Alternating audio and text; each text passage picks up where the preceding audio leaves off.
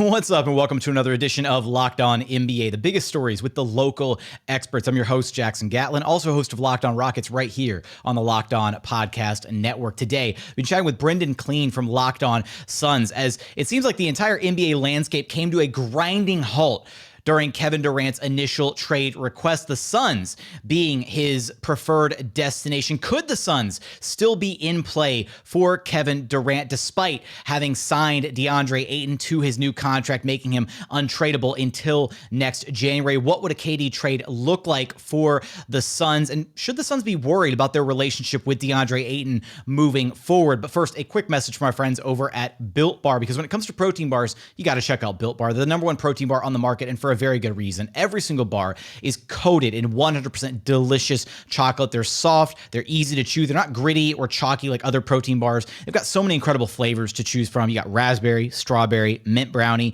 peanut butter, coconut brownie chunk, that's my personal favorite, cookies and cream, salted caramel. You really can't go wrong with a single flavor on their entire menu. Every single bar is low cal, low sugar, high protein, high fiber. Amazing if you're on a keto diet, amazing if you're trying to cut back a little bit, maybe lose a little bit of weight. You can check them out. Just go to built.com and use promo code LOCK15 to get 15% off your very next order of the best tasting protein bars on the market. Again, that's promo code LOCK15 for 15% off at built.com.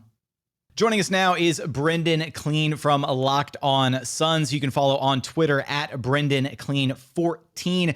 Now, Brendon, the Suns were and possibly still are the preferred destination for Kevin Durant during the initial point of his trade request with the Brooklyn Nets. But I mean, things have completely pretty much stalled out on that front. It felt like the entire NBA landscape came to a grinding halt the moment the KD trade request came out. And there was a lot of built up hype around, oh, where is he going to land? Phoenix are the front runners, all this stuff. And now it feels kind of anticlimactic at this point, where we're just kind of waiting to see if anything new develops on that front. At this point, though, in the aftermath of the DeAndre Ayton signing, the fact that the Pacers maybe threw a gigantic wrench into that possible sign and trade plan, using Ayton to maybe acquire Kevin Durant, what would a KD trade even look like from the Suns right now? What would a permutation of that trade look like in your eyes?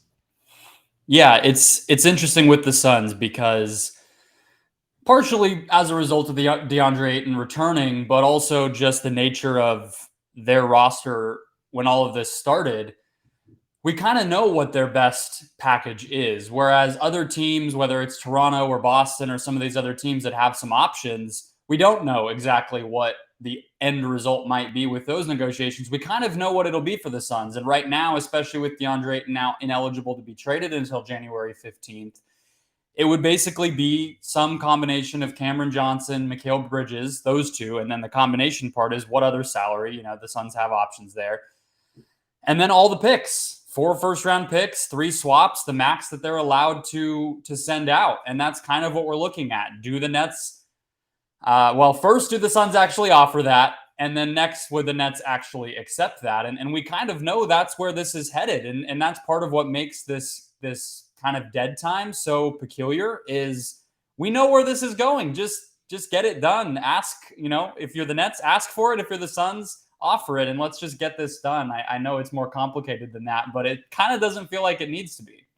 In your eyes, Brendon, do the Suns have the most attractive offer to pony up for Kevin Durant? Or do you think that, another team like, Jaylen Brown's name was mentioned if you're the Celtics, do you think there's another better offer out there that the Nets have potentially been able to entertain so far to this point? Or do you think it's still Phoenix kind of leading the way? Well, I think both parts of your question are a little bit separate. So one is, I think the Suns offer is not the best. I think anybody in their right mind who has watched the NBA would say, aside from the contract situation, and that does clutter things up a little bit with Jaylen Brown, just that he would be a free agent a little sooner than most of the other players available to the Nets in these talks, he's by far the best player available. But that doesn't necessarily mean that the Celtics are leading the pack. I still feel like the Suns, while their offer might not be the best, they're the most inclined to make that offer, right? We heard with those Celtics talks that they were a little hesitant on Marcus Smart. They might not want to offer a bunch of first-round picks. I think the reported offer was only 1 first-round pick. So I think while the Celtics have the best player, that might ultimately become the best package, they're not necessarily encouraged to offer that package in the same way that the Suns are. And I do think the desperation has been something I've highlighted throughout this entire process. The Suns are not only the place Kevin Durant wants to go, they're also the most desperate team to go and get a player like that because of the way their season has ended the past 2 years. That was very much the next direction I kind of wanted to go with this, Brendon, is this a Suns team that, despite how good they've been a couple seasons in a row now, the way that their season ended, right? This pretty much is a team that has to do something, right? They cannot just be comfortable effectively running things back this next season, right? No, I don't think you can at all. I think last year it was understandable. They made it all the way to the finals. They had a lead in the finals. Even in the games 4 through 6 that they lost, those were all single-digit losses. You could make a credible case, hey, we were really that close, and we have this incredible roster. If we run it back, we'll be at the top of the NBA.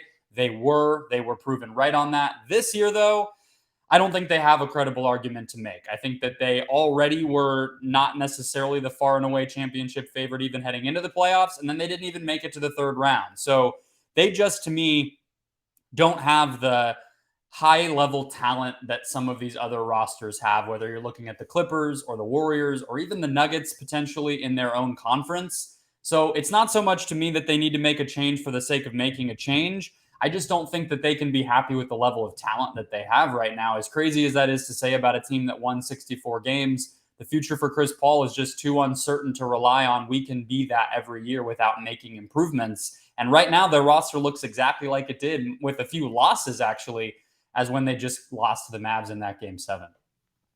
If you're the Suns, how concerned do you maybe have to be, or maybe not concerned at all, with just the way that the talks went about with DeAndre Ayton, right? The way that the season kind of ended with him potential, being at odds with Monty Williams, and kind of having those talks go the way that they did, right? Where, you had the Pacers have to come out and, extend the offer, and then the Suns, doing their due diligence, obviously letting him kind of test the market, and then they matched the offer. But I'm always, curious how those things pan out when you have a player, rather than the organization putting the onus on themselves to say, hey, we want you here, you're a piece of what we want, but Ayton's name's being included in all these trade rumors for KD, all this. Are you worried at all about how that potentially impacts his relationship with the organization moving forward?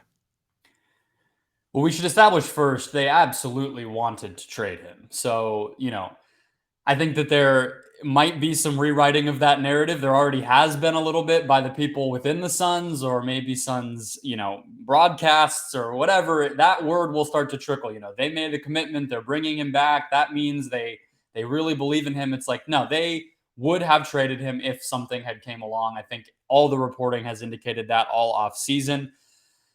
They're doing everything right since then, though. I mean, James Jones was a constant voice saying, whether it was right after the season, draft night, after the deal was finally done to bring Ayton back, that that was priority number one, whether you believe him or not. And I obviously just said I don't. He has maintained that public posture. So that's a good thing, I think, in all. And then after the deal was finally done, Mark Spears of Anscape does this huge story where he interviews Jones, Monty Williams, and DeAndre Ayton, and they all say the right things, right? We obviously, like, they didn't deny that there was tension. They explained that they're moving past it. DeAndre Ayton explains, this was a really big wake-up call on the business side of all of this, like all this stuff, and Monty really owned it. So I think as long as everybody's up front with each other and they know, look, the trade could have happened. It did not happen. We moved forward from Game 7. And you're here now. Like, I just think that it's kind of, there's no undoing all of that. And as long as everybody's aligned in just the facts of the situation, I think it's okay. The one thing I will say is the Suns do need to finally give him the opportunities offensively that he has publicly wanted, that those were the reasons in my assumption, that he pursued other opportunities like a rebuilding team in Indiana, was to develop his offensive game. He has always believed he has more. We saw more in college. He's not really been given the freedom to do that with Chris Paul here.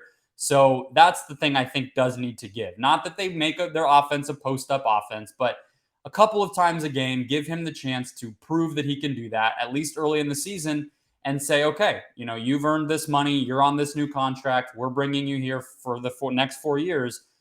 Show us what you can do. I think that needs to happen, but I think it can, and it'll be all right.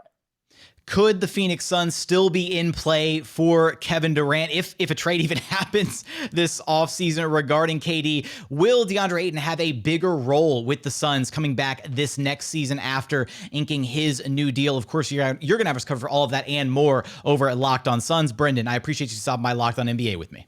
Thanks, Jackson.